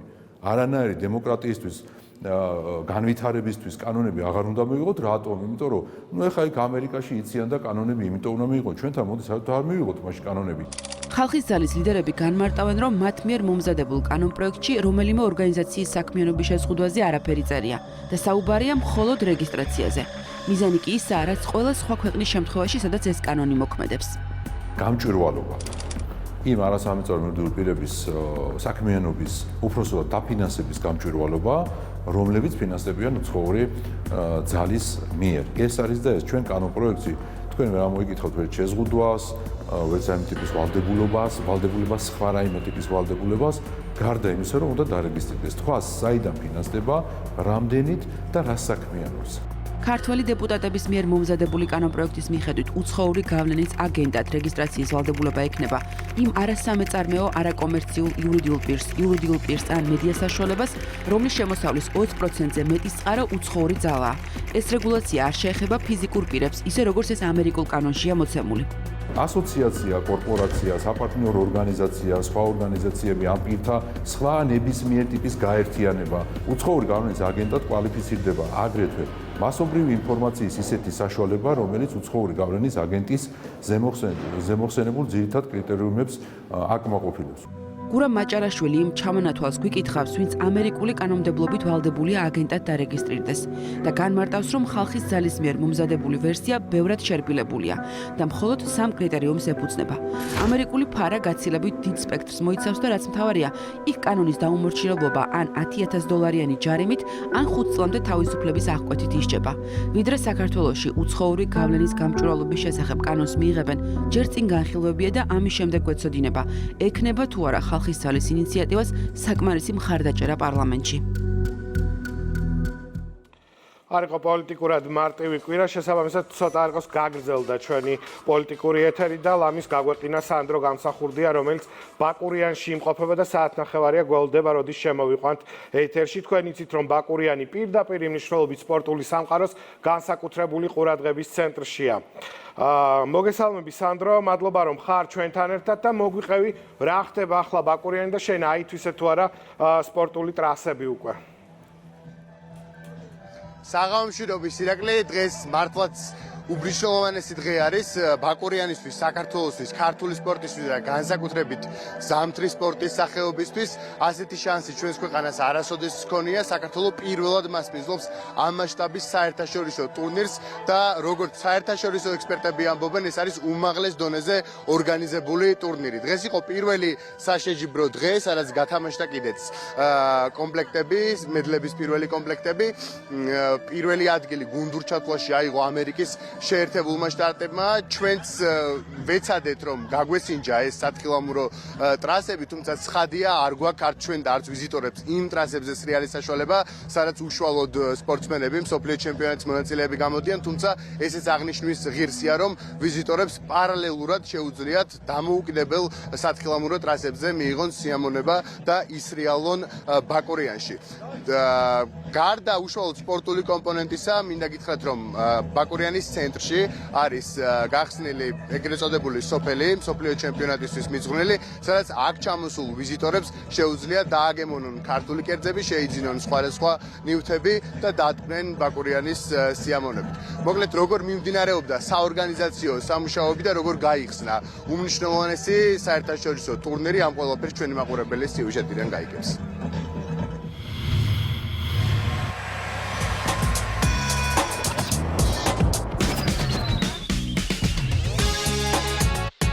ბაკურიანი ახლა მსოფლიო ყურადღების ეპიცენტრშია. 42 ქვეყნის 700-მდე სპორტსმენი პლანეტის საუკეთესოს ვინაობას ისტორიაში პირველად საქართველოში გამოაქვეს. ფრისკი, ფრისტაილი და სნოუბორდი, ორი სათხილამურო მთა, დიდველი და კოხტაგორა. პირდაპირი ტრანსლაციები ყველა კონტინენტზე, 200 მილიონამდე ტელემაყურებელი. ბაკურიანში მსოფლიო ჩემპიონატის ჩატარების გადაწყვეტილება ეს იყო პირველი შანსი ქვეყნისთვის ემასპინძლა უმაღლესი რანგის ტურნირისთვის. სპეციალურად სპორტული ღონისძიებებისთვის გაკეთდა 3 ახალი საბაგირო კომპლექსი. დამატებით 6 ტრასა შეჯიბრისთვის. ხელოვნური ტბის 2 რეზერვუარი და გათოვლიანების 29 კილომეტრიანი ხაზი. ხელოვნურ თოვლს რაც შეეხება და სისტემას თვითონ რეკორდულ ვადებში განხორციელდა ეს რაღაც არ ყოფილა ერთ კონტრაქტში მსოფლიოში და ესეთ მოკლე ვადებში არასდროს არ განხორციელებულა ეს არის ზუსტად ის შედეგი რაც ჩვენმა გუნდმა 24 საათის განმავლობაში იმუშავა შესაბამისად ანუ ამის თოვლის ასე ვთქვათ წარმოება ასევე რეკორდულ ვადებში მოხდა ამინდებმა მოგვცა და საკმაოდ დაბალმა ტემპერატურამ ბუნებრივი თოვლი რო არ ყოფილიყო ამ შემთხვევაში საკმაოდ დიდი რესურსი ჰქონდა ტბებიდან და ჩვენ ბუნებრივ თოვს არ დაველოდეთ და დიდი თოვლის წარმოების შემდეგ ყველა ტრასა მომზადებული ჰქონდა. თუმცა ნალექიც დაგვემატა და შესაბამისად ვერათ უფრო სხვა გარემო შექმნა ბაკურიანში. ბაკურიანის განვითარებასა და ტურნირის ორგანიზებაში სახელმწიფომ 270 მილიონ ლარზე მეტი ჩადა. რა ეკონომიკურ სარგებელს მოუტანს კურორტს და შესაბამისად საქართველოს მსოფლიო ფორუმის მასპინძლობა. სპორტსმენებთან ერთად ჩვენ ხედავთ, რომ უამრავი გულშემატკივარია ბაკურიანში ჩამოსული. სპორტული ღონისძიებები თავისთავად ძალიან ბევრ ეკონომიკურ სიკეთეს იძლევა ქვეყნებისთვის. საქართველო პირველად ხდება იმ ოჯახის წევრი, სადაც მაღალი დონის საერთაშორისო სამთო-სათხილამურო შეჯიბრებებს ატარებენ. ჩვენ გვაქვს ახალი ტრასები, ახალი საბაგირო გზები, ხელოვნური გათოვლიანების სისტემა, ისე რომ კურორტის ზოგადად მასპინძლობის ხანგრძლივობა უფრო დიდი იქნება და ამავე დროს ნაკლებად იქნება დამოკიდებული გარემო პირობებზე და ამინზე. გარემო პირობების გამო არსებობდა გარკვეული შიშები ტურნირის მოსამზადებელ ეტაპზე. თუმცა რეკორდულ ვადებში ულტრათანამედროვე სტანდარტების ტექნოლოგიამ და 24 საათიან რეჟიმში მუშაობამ არც ერთი კითხვა არ დატოვა. ყველა ინფრასტრუქტურული სამუშაო შესაბამის ვადაში დასრულდა. გადაწყვეტილია საორგანიზაციო საკითხები და ახლა, როდესაც ბაკურიანში მსოფლიო პირველობა ოფიციალურად გაიხსნა, შეგვიძლია ვთქვათ, რომ საქართველო მზადაა უმაღლეს დონეზე უმასპინძლოს ასეთ პრესტიჟულ ტურნირს. როგორც მსოფლიოს სხვა წერტილებში აქაც რამდენიმე წელი არსებობს თოვლის პრობლემა, თუმცა საორგანიზაციო ჯგუფმა და საქართველომ დიდებული სამუშაო გასწია. ახლა ბუნებრივი თოვლით დაგვემატა და ბრწყინვალე კონდიციაა შეჯიბრისთვის. ზამთრის სპორტის მოყვარულმა იცის კურორტი ბაკურიანი, თუმცა დარწმუნებული ვარ, რომ მსოფლიო ჩემპიონატის შემდეგ ცნობადობა გაცილებით ამაღლდება. აქ ჩამოსული ვიზიტორები ბედნიერები და კმაყოფილები იქნებიან.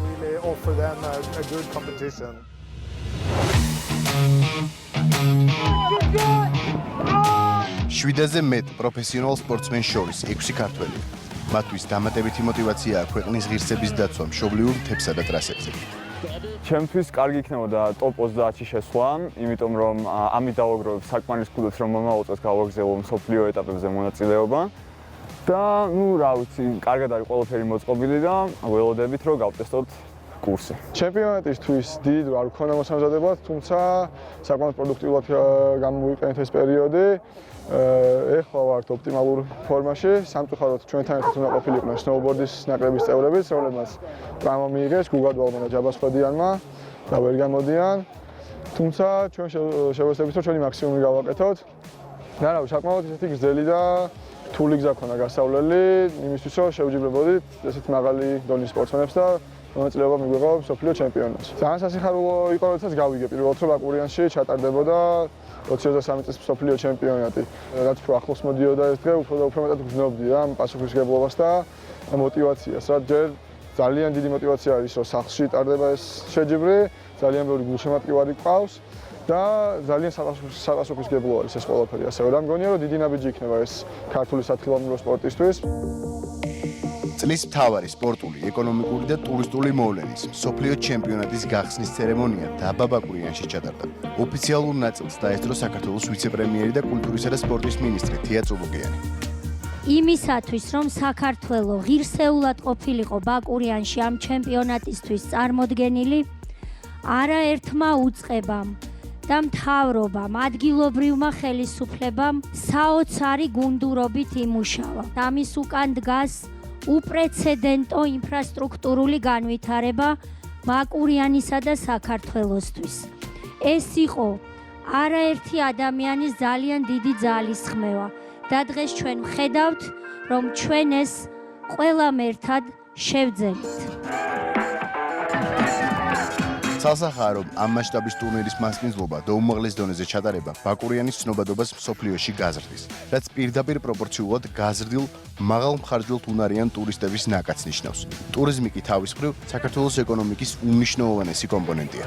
პირველ რიგში მნიშვნელოვანია და დიდი ღირებულების მატარებელია ბაკურიანისთვის, რადგან დარჩება ეს ინფრასტრუქტურა ბაკურიანს მომდევნო წლების განმავლობაში ბაკურიანის ტურისტულ, ზამთრის ტურისტულ სეზონს მოემსახურება. ჩვენ შევძლებთ, რომ ხელოვნური თოვლის წარმოებით უკვე დავიწყოთ სეზონი უფრო ადრე და დავასრულოთ უფრო გვიან, რაც რა თქმა უნდა დადებითად აისახება ადგილობრივ მეწარმეებზე, განთავსების ობიექტებზე, კვების ობიექტებზე და სხვა მომიჯნავე სერვისებზე, მაგრამ მეორეს მხრივ, როდესაც ჩვენ საუბრობთ მსოფლიო ჩემპიონატის ჩატარების ღირებულებაზე, რა თქმა უნდა უდიდესი მნიშვნელობა აქვს, რადგან აი მომდევნო დღეების განმავლობაში 5 მარტამდე საქართველოს და კონკრეტულად ბაკურიანი იქნება მთელი მსოფლიოს საერთაშორისო მედიის ეპიცენტრში.